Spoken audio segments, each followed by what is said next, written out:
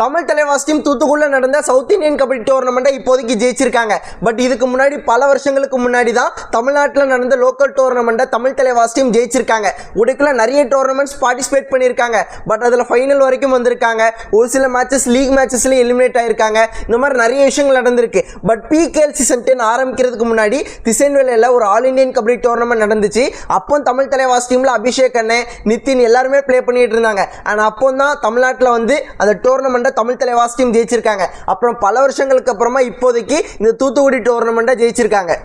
Tamil Thalaivas team தமிழ்நாட்டில் நிறைய tournaments play பண்ணியிருக்காங்க. அதில் முக்கியமான டோர்னமெண்ட் கட்டக்குடி டோர்னமெண்ட். அந்த ஒரு டோர்னமெண்ட்டில் சாகர் வந்து தமிழ் தலைவாஸ் டீமுக்காக வந்து ப்ளே பண்ணியிருப்பார். பட் அன்ஃபார்ச்சுனேட்லி அந்த டோர்னமெண்ட்டில் லீக் மேட்சஸ்லேயே எலிமினேட் ஆயிருப்போம். நிறைய டோர்னமெண்ட்டில் நம்ம தமிழ் பசங்களே தமிழ் தலைவாஸ் டீமுக்கு சம்பவத்தை பண்ணி விட்டுருப்பாங்க. அந்தளவுக்கு நிறைய டோர்னமெண்ட்ஸ் இருக்குது. இல்லை ப்ரோ, தமிழ் தலைவாஸ் டீம் ஊடகத்துலேயும் ஒரு சில டோர்னமெண்ட்ஸ் ஜெயிச்சிருக்காங்க அப்படின்னா உங்களுக்கு தெரிஞ்சிச்சு அப்படின்னா மறக்காமல் கமெண்ட்டில் சொல்லுங்கள், நானும் தெரிஞ்சுக்கிறேன்.